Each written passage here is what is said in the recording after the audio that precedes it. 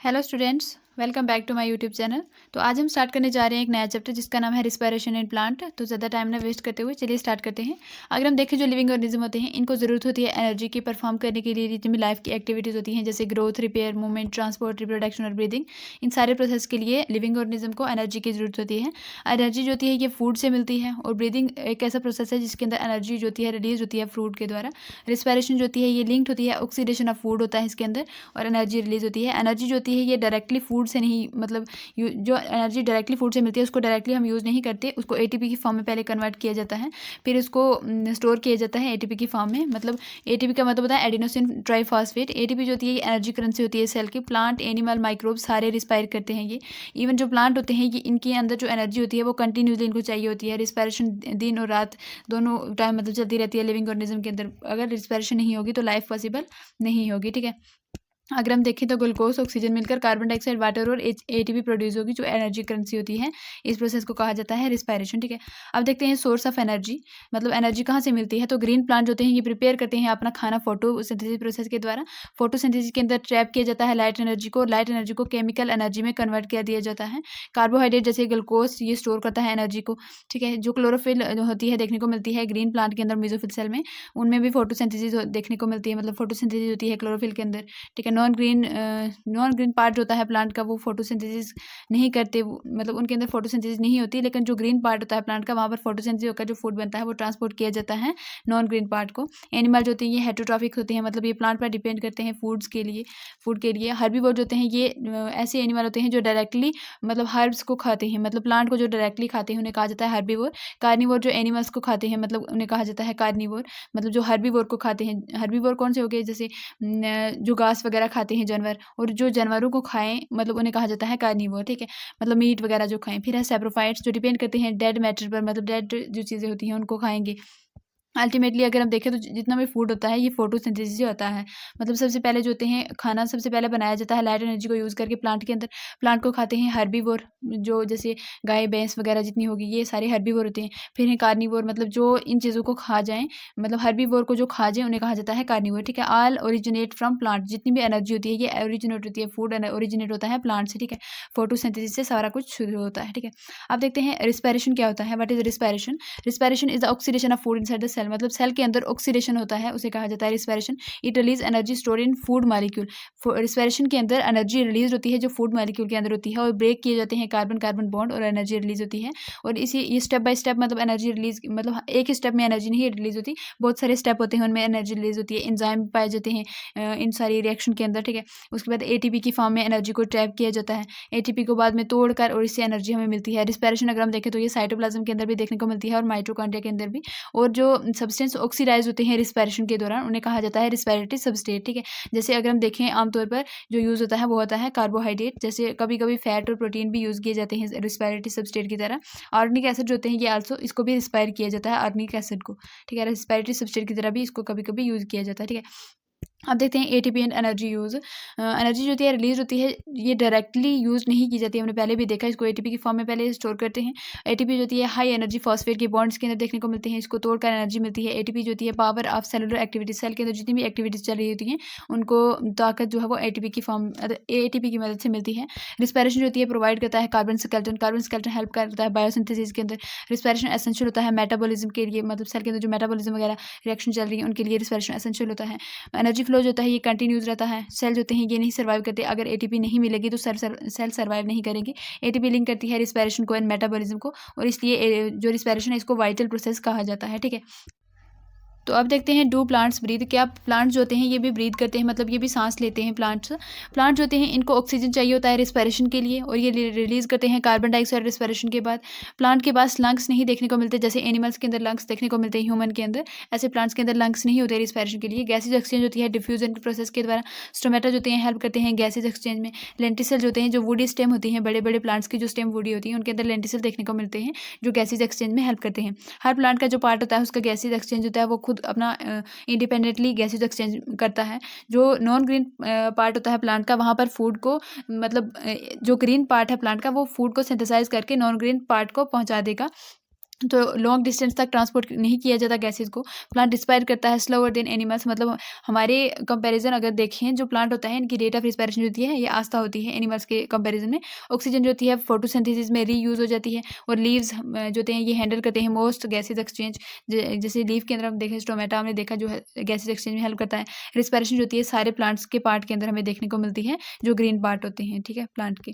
अब देखते हैं एक्सचेंज इन प्लांट्स के अंदर गैसेज एक्सचेंज। जो लिविंग सेल होते हैं नियर द सरफेस, प्लांट की जो सरफेस होती है उसके ऊपर जो सेल देखने को मिलते हैं वो गैसेज एक्सचेंज करते हैं। डिफ्यूजन होता है वेरी स्मॉल, मतलब बहुत ही कम जगह पर डिफ्यूजन देखने को मिलता है प्लांट के बीच। जैसे अगर थोड़ा सा पार्ट जो है वो ग्रीन है, ठीक है, ये प्लांट का ये पार्ट ग्रीन है, ऐसे सपोज करो ये पार्ट जो है ये ग्रीन है और यहाँ पर नॉन ग्रीन पार्ट है, तो ये ग्रीन पार्ट जो है ये फोटोसिंथेसिस करके खाना बनाएगा और सिर्फ यहाँ तक इसको ट्रांसपोर्ट कर सकता है। ज़्यादा लॉन्ग डिस्टेंस तक फूड जो है वो नहीं ट्रांसपोर्ट कर सकते फूड को। तो इसलिए प्लांट को मतलब ज़्यादा लंग्स की, मतलब ऐसी चीज़ों की ज़रूरत नहीं पड़ी जो एनिमल्स के अंदर पाए जाते हैं ह्यूमन के अंदर। और बार्क जो होता है इसके अंदर भी लिविंग सेल होते हैं लेयर के अंदर, ठीक है, contain living cell in the layer. Inner woody part देखने को मिलता है जो डेड होता है। लेंटिसल एरो करते हैं गैसेस डिफ्यूजन के लिए। पैरेन्काइमा सेल जो होते हैं ये क्लोजली पैक्ड होते हैं। एयर स्पेसिस होती है ये मूवमेंट में, गैस के मूवमेंट में हेल्प करते हैं। रूट्स भी रिस्पायर करती हैं, ये इंपॉर्टेंट पॉइंट है कि अगर हमसे पूछा जाए कि रूट भी रिस्पायर करती है, नहीं तो रूट भी रिस्पायर करती हैं, ठीक है। सॉइल जो होती है एयर के अंदर वो सप्लाई करती है ऑक्सीजन रूट को। वाटर लॉगिंग रिड्यूस करता है रिस्पायरेशन को, ठीक है। गैसेज एक्सचेंज स्लो होती है लेकिन सफिशिएंट होती है। प्लांट जो होते हैं रिस्पायर करते हैं एक स्पेशल ऑर्गन के साथ, without special organ, sorry, plant के अंदर कोई स्पेशल ऑर्गन नहीं पाया जाता रिस्पायरेशन के लिए, लेकिन फिर भी वो रिस्पायर करते हैं क्योंकि उनको लंबी जगह तक, मतलब लंबे पार्ट्स तक ट्रांसपोर्ट नहीं करना पड़ता फूड्स को। एक ये बात हो गई। दूसरी ये बात कि उनके पास मतलब हर जो प्लांट का पार्ट होता है ग्रीन पार्ट वो अपना खाना खुद बनाता है, किसी दूसरे पर डिपेंड नहीं होता, इंटरडिपेंडेंट होता है, ठीक है। अब देखते हैं complete oxidation of glucose. Glucose का किस तरह कंप्लीट ऑक्सीडेशन किया जाता है प्लांट के अंदर रिस्पायरेशन में। ग्लूकोज जो होता है ये कंप्लीटली ऑक्सीडाइज हो जाता है रिस्पायरेशन में और प्रोडक्ट बनते हैं कार्बन डाइऑक्साइड, वाटर और एनर्जी, ठीक है। सबसे पहले हम इक्वेशन देखते हैं। ग्लूकोज और वाटर, सॉरी, ऑक्सीजन और कार्बन डाइऑक्साइड, वाटर और एनर्जी मिलती है हमें, जिस एनर्जी को हम एटीपी की फॉर्म में स्टोर करते हैं, ठीक है। Most energy released as heat.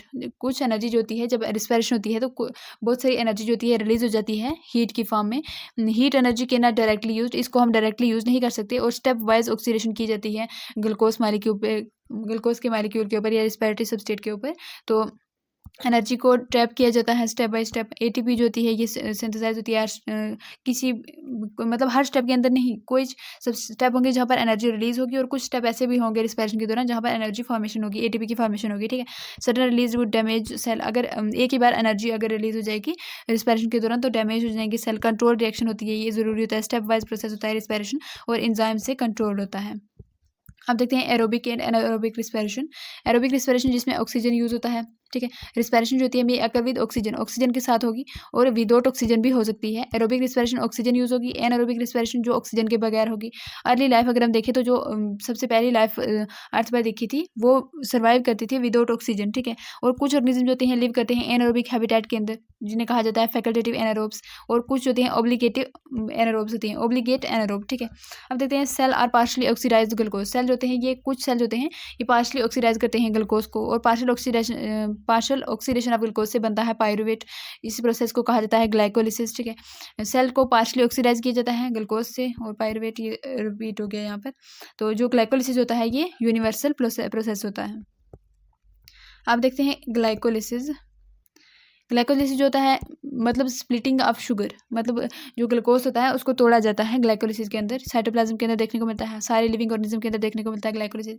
इसके अंदर ऑक्सीजन की रिक्वायरमेंट नहीं होती। ग्लूकोज को ब्रेक किया जाता है दो मालिक्यूल ऑफ पायरुविक एसिड के अंदर, ठीक है। 2 पायरुविक एसिड के अंदर ग्लूकोज को ब्रेक किया जाता है ग्लाइकोलिसिस के अंदर। इस पाथवे को EMP पाथवे भी कहा जाता है क्योंकि एम्पटन, मैरहोफ एंड परनास ये साइंटिस्ट इन्होंने डिस्कवर किया था।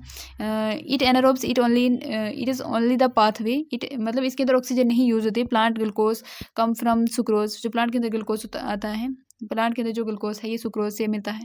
सुक्रोज होता है स्प्लिट हो जाता है ग्लूकोज के अंदर और फ्रुक्टोज के अंदर फर्स्ट, और एंजाइम लगता है इन्वर्टेज एंजाइम। अगर हम देखें तो शुगर जो होते हैं इंटर होते हैं, यही शुगर जो होते हैं फ्रुक्टोज और ग्लूकोज, ये इंटर हो सकते हैं ग्लाइकोलाइसिस के अंदर। हम देखते हैं ग्लूकोज अगर हम इंटर करें ग्लाइकोलाइसिस के अंदर तो उसके अंदर 10 स्टेप हमें देखने को मिलते हैं। ग्लूकोज को फास्फोराइलेटेड किया जाता है, सबसे पहले हेक्सोकाइनेज एंजाइम इन्वॉल्व होता है, ग्लूकोज से ग्लूकोज 6 फॉस्फेट को में चेंज किया जाता है। ग्लूकोज 6 फॉस्फेट के अंदर जो है एटीपी यूज होती है इसके अंदर, मतलब पहले स्टेप के अंदर एटीपी यूज होती है यहाँ पर। फिर फ्रुक्टोज 1,6 फॉस्फेट को स्प्लिट किया जाता है 2 कार्बन कंपाउंड के अंदर। फ्रुक्टोज 6 फॉस्फेट को कन्वर्ट किया जाता है फ्रुक्टोज 1,6 बिस फॉस्फेट में, और फ्रुक्टोज 1,6 बिस फॉस्फेट को कन्वर्ट किया जाता है 2 अलग अलग कार्बन के कंपाउंड होते हैं। एक होता है 3 कार्बन कंपाउंड जिसे कहते हैं PgAl, और एक होता है 3 कार्बन कंपाउंड दूसरा जिसे कहा जाता है DHAP। ठीक है, ये 6 कार्बन कंपाउंड था और ये दोनों 3 कार्बन हो गए इन दोनों के अंदर। ठीक है, अब इनको आगे किस तरह कन्वर्ट किया जाता है ये भी देखते हैं। DHAP जो होता है कन्वर्ट हो जाता है PgAl के अंदर। Oxidation of PgAl occur in NADPH और NADP प्लस और H+ रिड्यूस हो जाते हैं। मतलब NADPH हमें देखने को मिलता है जब DAHP कन्वर्ट हो जाता है PgAl के अंदर, तो तब हमें NADPH देखने को मिलता है। एनर्जी को ट्रैप किया जाता है ATP की फॉर्म में यहाँ पर। अब देखते हैं ATP ग्लाइकोलिसिस के अंदर कहाँ पर बनती है। ATP जो होती है 2 बार इनिशियली यूज़ होती है, फिर फॉर्म्ड होती है 2 बार बाद में। मतलब जब स्प्लिट हुए थे, एक मालिक्यूल जो है स्प्लिट हुआ था 2 मालिक्यूल 3-3 कार्बन वालों के बीच में, तो तब जो है उसके बाद, उससे पहले जो है एनर्जी यूज़ हो गई थी, लेकिन उसके बाद जो है एनर्जी हमें मिली है, ATP हमें मिली है 2, और टोटल ATP ग्लाइकोलिसिस के अंदर 4 हैं और यूज़ हो गई थी 2, और नेट गेन ATP कितनी मिली 2। NADPH एक प्रोड्यूस हुआ, सॉरी 2 NADPH प्रोड्यूस हुए थे ग्लाइकोलिसिस के अंदर। और पायरुवेट जो होता है ये फाइनल प्रोडक्ट होता है, एक मालिक्यूल ऑफ ग्लूकोज से 2 मालिक्यूल हमें पायरुवेट के मिलते हैं। ठीक है, 2 मालिक्यूल पायरुवेट के मिलते हैं। पायरुवेट जो होता है ये की प्रोडक्ट होता है मेटाबॉलिक प्रोडक्ट्स, मतलब की मेटाबॉलिक प्रोडक्ट होता है। ये फेट डिपेंड करता है ऑक्सीजन पर। आगे मतलब इसका क्या होगा पायरुवेट का, ये डिपेंड करता है ऑक्सीजन पर। अगर ऑक्सीजन होगा तो ये एरोबिक रिस्पिरेशन में जाएगा, अगर ऑक्सीजन नहीं होगा तो ये फर्मेंटेशन भी हो सकता है, एनएरोबिक रिस्पिरेशन में भी इंटर हो सकता है पायरुवेट। अब देखते हैं फेट ऑफ पायरुवेट। पायरुवेट के 3 पॉसिबल पाथवे हो सकते हैं। सबसे पहले लैक्टिक एसिड फर्मेंटेशन, मतलब पायरुवेट को कन्वर्ट किया जाता है लैक्टिक एसिड के अंदर, एब्सेंस ऑफ ऑक्सीजन, अगर ऑक्सीजन नहीं है तो पायरुवेट को लैक्टिक एसिड के अंदर कन्वर्ट किया दिया जाता है। एल्कोहलिक फर्मेंटेशन, मतलब पायरुवेट को कन्वर्ट किया जाता है इथेनॉल प्लस कार्बन डाइऑक्साइड के अंदर, अगर इन यीस्ट के अंदर और कुछ बैक्टीरिया के अंदर देखने को मिलता है एल्कोहलिक फर्मेंटेशन। ठीक है, पायरुवेट को इथेनॉल और कार्बन डाइऑक्साइड के अंदर और लैक्टिक एसिड के अंदर कन्वर्ट किया जाता है अगर ऑक्सीजन नहीं है। ठीक है, फिर है एरोबिक रिस्पिरेशन। पायरुवेट जो होता है ये फुली ऑक्सीडाइज होता है कार्बन डाइऑक्साइड और वाटर के अंदर, और ऑक्सीजन रिलीज हो जाता है और यहाँ पर कंप्लीट ऑक्सीडेशन हो जाती है ग्लूकोज की एरोबिक रिस्पिरेशन के अंदर। ठीक है, अब देखते हैं फर्मेंटेशन अकर विदाउट ऑक्सीजन। फर्मेंटेशन जो होती है ये ऑक्सीजन के बगैर होती है, कॉमन होती है माइक्रोब्स के अंदर सारे। अगर हम देखें विग्रस एक्सरसाइज अगर हम करेंगे तो हमारे अंदर देखने को मिलेगा, मतलब जो हमारे मसल हैं उनके अंदर लैक्टिक एसिड जो है वो जमा होना शुरू हो जाएगा। एरोबिक रिस्पिरेशन जो होती है इसमें ऑक्सीजन की जरूरत होती है, कंप्लीट ऑक्सीडेशन होता है पायरुवेट का, और मोर OTP हमें मिलती है एरोबिक रिस्पिरेशन के अंदर। Take place in mitochondria. Aerobic respiration जो है ये माइटोकॉन्ड्रिया के अंदर देखने को मिलती है, और फर्दर स्टेप जो होते हैं वो एक्सप्लेन है नेक्स्ट इसमें देखते हैं। अब है फर्मेंटेशन, एक एक करके इन सबको हम पढ़ेंगे। फर्मेंटेशन के अंदर हम देखिए ये एनारोबिक रिस्पिरेशन है, ऑक्सीजन की एब्सेंस में होती है, यीस्ट और बैक्टीरिया के अंदर देखने को मिलती है। ग्लूकोज को कंप्लीटली ऑक्सीडाइज नहीं किया जाता फर्मेंटेशन के अंदर। पायरुवेट को फर्दर अगर हम देखें कन्वर्ट किया जाता है और वेरी लिटिल एनर्जी रिलीज होती है, सिर्फ only glycolysis ATP is obtained. ठीक है, जो ग्लाइकोलिसिस के अंदर ATP है वही यहाँ पर मिलती है।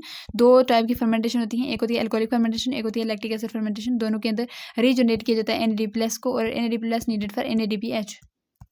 अब देखते हैं एल्कोहलिक फर्मेंटेशन। एल्कोहलिक फर्मेंटेशन जो होती है ये यीस्ट के अंदर और प्लांट के अंदर देखने को मिलती है। एरोबिक पायरुविक एसिड जो होता है इसको डीकार्बोक्सिलेटेड किया जाता है, कार्बन डाइऑक्साइड रिलीज हो जाता है, एसिटल्डिहाइड फॉर्म्ड होता है, और इसके एग्जांपल है पायरुवेट डीकार्बोक्सिलेज एंजाइम इसमें यूज होता है। जैसे अगर हम देखें पायरुविक एसिड कार्बन डाइऑक्साइड अगर हम लेंगे तो पायरुवेट डीकार्बोक्सिलेज एंजाइम इसमें यूज होगा और इथेनॉल में कन्वर्ट कर दिया जाएगा एल्कोहलिक फर्मेंटेशन के अंदर। ठीक है, अब देखते हैं तो एसिल्डिहाइड फॉर्म होता है कि वो दोबारा लिख दिया। अगर हम देखें NADH जो होता है ये NADPH में ऑक्सीडाइज हो जाता है, और एडिशनल ATP यहाँ पर नहीं बनती, सिर्फ 2 ATP जो होती हैं पर ग्लूकोज मालिक्यूल से 2 ATP यहाँ पर देखने को मिलती हैं। वही कौन सी ATP यहाँ पर हमें देखने को मिलती है जो ग्लाइकोलिसिस वाली थी वही है, यहाँ पर नई ATP नहीं फॉर्म हुई। अल्कोहल जो होता है ये टॉक्सिक होता है सेल के लिए, और यीस्ट जो होता है ये 30% अल्कोहल की कंसनट्रेशन हो जाएगी तो यीस्ट की डेथ हो सकती है। ठीक है, अब देखते हैं लैक्टिक एसिड फर्मेंटेशन। ये अगर इन बैक्टीरिया एनिमल के मसल के अंदर देखने को मिलता है, और बैक्टीरिया के अंदर ये तब देखने को मिलेगा जब ऑक्सीजन जो है वो कम हो, तो इनसफिशिएंट ऑक्सीजन हो, तो तब लैक्टिक एसिड फर्मेंटेशन देखने को मिलती है। ये पायरुविक एसिड को कन्वर्ट कर देता है लैक्टिक एसिड के अंदर। ठीक है, इसके अंदर एंजाइम चाहिए होता है लैक्टेट डिहाइड्रोजिनेस NADH को NADP+ में कन्वर्ट कर दिया जाता है, ठीक है। NADH कन्वर्ट रिपीट हो गया। नो कार्बन डाइऑक्साइड रिलीज यहाँ पर नहीं होता। कार्बन डाइऑक्साइड रिलीज होता है एल्कोहलिक फर्मेंटेशन के अंदर, एथेनॉल भी रिलीज होता है वहाँ पर, ठीक है। एक्स्ट्रा ATP नहीं प्रोड्यूस होती यहाँ पर। मसल होते हैं फेटिक होते हैं, और क्योंकि उनके अंदर लैक्टिक एसिड जो है वो जमा हो जाता है और पेन हमें फील होता है, और ये कंडीशन टेम्परेरी होती है, कुछ समय बाद जो है ठीक हो जाता है आदमी।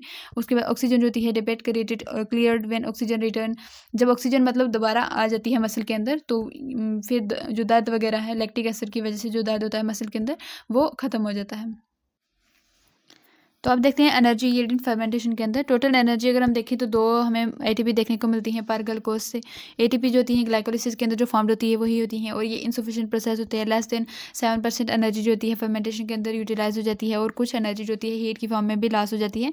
जो प्रोडक्ट मिलते हैं वो भी हार्मफुल होते हैं, जैसे अल्कोहल और एसिड जो सेल को डैमेज करते हैं, और फर्मेंटेशन को कहा जाता है ये लिमिटेड प्रोसेस होता है, और ये यूज़ होता है ऑक्सीजन जब नहीं होता तो फर्मेंटेशन यूज़ होता है। ऑक्सीजन प्रेफर करते हैं एरोबिक रिस्पायरेशन को। अगर ऑक्सीजन होगा तो एरोबिक रिस्पायरेशन होगी, और मोर ATP हमें देखने को मिलेगी। फर्मेंटेशन जो होती है survival mechanism, is a survival mechanism, ठीक है। फर्मेंटेशन को कहा जाता है सर्वाइवल मैकेनिज्म। अब देखते हैं एरोबिक रिस्पायरेशन। एरोबिक रिस्पायरेशन के अंदर एनर्जी को प्रोड्यूस किया जाता है ऑक्सीजन के प्रेजेंस में, और ये माइटोकॉन्ड्रिया के अंदर देखने को मिलती है। यहाँ पर कम्प्लीटली ऑक्सीडाइज किया जाता है ग्लूकोज को, कार्बन डाइऑक्साइड और वाटर बाई प्रोडक्ट निकलते हैं। पायरुवेट जो होता है ये माइटोकॉन्ड्रिया के अंदर इंटर होता है और प्रोड्यूस करता है लार्ज अमाउंट ऑफ ATP। इसके अंदर 3 स्टेजेस होती हैं। सबसे पहले ग्लाइकोलिसिस के अंदर, ग्लाइकोलिसिस जो होती है ये साइटोप्लाज्म के अंदर देखने को मिलती है। क्रेब्स साइकिल मैट्रिक्स के अंदर देखने को मिलती है माइटोकॉन्ड्रिया के।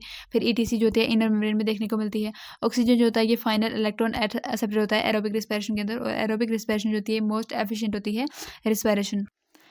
अब देखते हैं लिंक रिएक्शन। पायरुवेट जो होता है इंटर होता है माइटोकॉन्ड्रियल मैट्रिक्स के अंदर, वहाँ पर उसका ऑक्सीडेटिव डीकार्बोक्सिलेशन किया जाता है। कार्बन डाइऑक्साइड रिलीज होता है, सॉरी NAD+ रिड्यूस हो जाता है NADH के अंदर। एसिटाइल कोएंजाइम में फॉर्म होता है। पायरुवेट डी हाइड्रोजनेज कॉम्प्लेक्स एंजाइम यहाँ पर यूज होता है। कोएंजाइम में पार्टिसिपेट करता है। मैग्नीशियम आयन भी चाहिए होते हैं। NADH मॉलिक्यूल फॉर्म होते हैं, और ये एसिटाइल कोएंजाइम में इंटर होता है क्रैब साइकिल के अंदर। क्रैब साइकिल को TCA साइकिल भी कहा जाता है। इसको हेंस क्रैब ने 1937 के अंदर नाम दिया था TCA साइकिल। अगर हम देखें माइटोकॉन्ड्रियल मैट्रिक्स के अंदर देखने को मिलती है Krebs cycle. Acetyl coenzyme bind करता है oxaloacetic acid enzyme. Citrate synthase enzyme use होता है। सिट्रिक एसिड के अंदर कन्वर्ट हो जाता है ऑक्सैलोएसिटिक एसिड, और कोए जो होता है ये रिलीज हो जाता है एसिटाइल से, और सिट्रिक एसिड होता है ये आइसोमराइज होता है, और सीरीज ऑफ ऑक्सीडेशन रिएक्शन यहाँ पर देखने को मिलती हैं। और कार्बन डाइऑक्साइड रिलीज होता है हर मतलब बीच बीच में स्टेप में से कार्बन डाइऑक्साइड भी रिलीज हो जाता है, ठीक है। जो एनर्जी होती है ये फॉर्म होती है NADH FADH ATP की फॉर्म में। साइकिल होती है रिपीट होती है कंटिन्यूसली। अब देखते हैं energy product of Krebs cycle. Krebs cycle के एनर्जी प्रोडक्ट हमें लास्ट पर क्या देखने को मिलते हैं। NAD+ जो होता है रिड्यूस हो जाता है 3 टाइम्स, और NADH जो होता है ये फॉर्म हो जाता है। NAD जो होता है सॉरी FAD रिड्यूस होता है एक बार, मतलब एक FAD बनता है। FADH2 एक बनता है, और NADH 2 बनते हैं यहाँ पर क्रैब साइकिल के अंदर। एक GT भी बनता है जिसको बाद में कन्वर्ट कर दिया जाता है ATP के अंदर। सबस्ट्रेट लेवल फास्फोराइलेशन हमें देखने को मिलती है। ऑक्सैलोएसिटिक एसिड को रीजनरेट कर दिया जाता है। साइकिल कंटिन्यू चलती रहती है, और पर ग्लूकोज मॉलिक्यूल के लिए क्रैब साइकिल 2 बार टर्न होगी, मतलब 2 टर्न में हर ग्लूकोज मॉलिक्यूल पर क्रैब साइकिल के 2 टर्न्स हमें देखने को मिलेंगे, और 6 NADH 2 FADH और कार्बन डाइऑक्साइड कम्प्लीटली रिलीज हो जाएगा। अब देखते हैं electron transport system. Electron transport system जो होता है ये इनर माइटोकॉन्ड्रियल मेम्ब्रेन पर देखने को मिलता है। NADH और FADH जो होते हैं ये डोनेट करते हैं इलेक्ट्रॉन को। इलेक्ट्रॉन पासिस होती हैं इलेक्ट्रॉन कैरियर के द्वारा। कॉम्प्लेक्स 1 जो होता है ये रिसीव करता है इलेक्ट्रॉन को NADH से। कॉम्प्लेक्स 2 जो होता है ये एक्सेप्ट करता है इलेक्ट्रॉन FADH2 से। और यूबिक्विनोन जो होता है ये ट्रांसफर करता है इलेक्ट्रॉन को। साइटोक्रोम C जो होता है ये मोबाइल कैरियर की तरह एक्ट करता है। तो कॉम्प्लेक्स 5 से जो है इलेक्ट्रॉन ऑक्सीजन को ट्रांसफर किए जाते हैं। ऑक्सीजन कंबाइन होता है प्रोटॉन के साथ, और वाटर बनता है यहाँ पर। एनर्जी जो होती है स्टेप्स के अंदर रिलीज हो जाती है। प्रोटॉन ग्रेडियंट जो होता है वो क्रिएट किया जाता है, और ATP सिंथेसिस मतलब ATP भी सिंथेसाइज होती है, ठीक है। अब देखते हैं ऑक्सीडेटिव फास्फोराइलेशन। ATP फॉर्म्ड होती है प्रोटॉन ग्रेडियंट जो बनता है उसके दौरान ATP की फॉर्मेशन होती है। ऑक्सीडेटिव फास्फोराइलेशन से कहा जाता है। एंजाइम इन्वॉल्व होता है ATP सिंथेसिस। कॉम्प्लेक्स 5 के अंदर भी कहा देखने को मिलता है हमें ATP सिंथेसिस, ठीक है। जो कॉम्प्लेक्स 5 होता है उसके अंदर ATP सिंथेसिस देखने को मिलता है। F0 जो होता है ये मेम्ब्रेन के अंदर एम्बेडेड होता है, दसा हुआ होता है, और F1 जो होता है ये मेम्ब्रेन के बाहर होता है। इसके अंदर हमें देखने को मिलता है ATP सिंथेसिस एक्टिविटी देखने को मिलती है, और प्रोटॉन ग्रेडियंट को मेंटेन किया जाता है मेम्ब्रेन के बीच में, और प्रोटॉन ग्रेडियंट की हेल्प से ATP को सिंथेसाइज किया जाता है, ठीक है।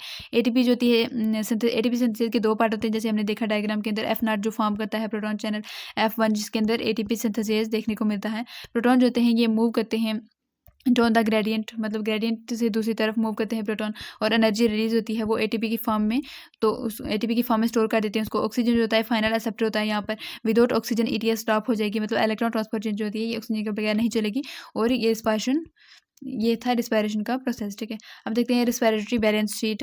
अगर हम कैलकुलेट करें तो एटीपी की यील्ड जो होती है ये थ्योरेटिकल होती है, मतलब एज्यूम करते हैं हमको इंटरमीडिएट लॉस नहीं होता है। एनएडीएच जो होता है ये इंटर होता है माइटोकॉन्ड्रिया के अंदर, फुली ओनली ग्लूकोज रिस्पायर्ड होता है, ये हम एज्यूम करते हैं, ठीक है। पाथवे जो होता है ये सिक्वेंशली होता है, इस तरह एज्यूम किया जाता है, लेकिन अगर हम रियलिटी के अंदर देखें तो ये एजम्पशन जो है ये फॉल्स है। पाथवे जो होते हैं सेपरेट नहीं होते, ये पाथवे जो होते हैं ये साइमल्टेनियसली मतलब इंटरलिंक भी होते हैं और चलते रहते हैं, साथ साथ में चलते रहते हैं।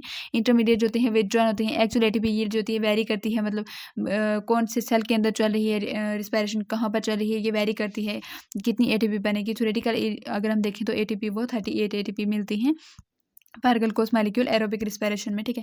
और ये एफिशिएंसी रिस्पायरेशन शो करता है, एरोबिक रिस्पायरेशन। अब देखते हैं रिस्पायरेशन जो होता है ये एम्फीबोलिक पाथवे होता है। रिस्पायरेशन नॉट प्योरली कैटाबोलिक, इसके अंदर सिर्फ तोड़ फोड़ नहीं की जाती, जोड़ा भी जाता है चीज़ों को, मतलब सप्लाई करता है इंटरमीडिएट को, सिंथेसाइज भी किया जाता है फैट और प्रोटीन को, ये यूज़ किए जाते हैं, use in synthesise of fat and protein, hence amphibolic pathway कहा जाता है इसको, रिस्पायरेशन को, ठीक है। इसके अंदर देखने को मिलता है रिस्पायरेटरी क्वोशिएंट, जिसे RQ वैल्यू भी कहा जाता है। इसका मतलब होता है कार्बन डाइऑक्साइड कितनी रिलीज हुई है रिएक्शन के अंदर और ऑक्सीजन कितनी कंज्यूम हुई है। कार्बोहाइड्रेट अगर हम देखें तो इसका RQ 1.0 होता है, फैट का लेस देन 1 होता है, प्रोटीन का 0.9 होता है, और मिक्स्ड सब्सटेट होते हैं ये नॉर्मली यूज़ हो जाते हैं यहाँ पर, फैट प्रोटीन, और ये रेयरली रिस्पायर किए जाते हैं। RQ जो होता है इंडिकेट करता है रिस्पायरेटरी टाइप, मतलब किस तरह का रिस्पायरेटरी सब्सटेट है, ये उस पर डिपेंड करता है। तो ये था हमारा चैप्टर, मिलते हैं नेक्स्ट चैप्टर में, तब तक के लिए keep learning, keep growing, thank you for listening.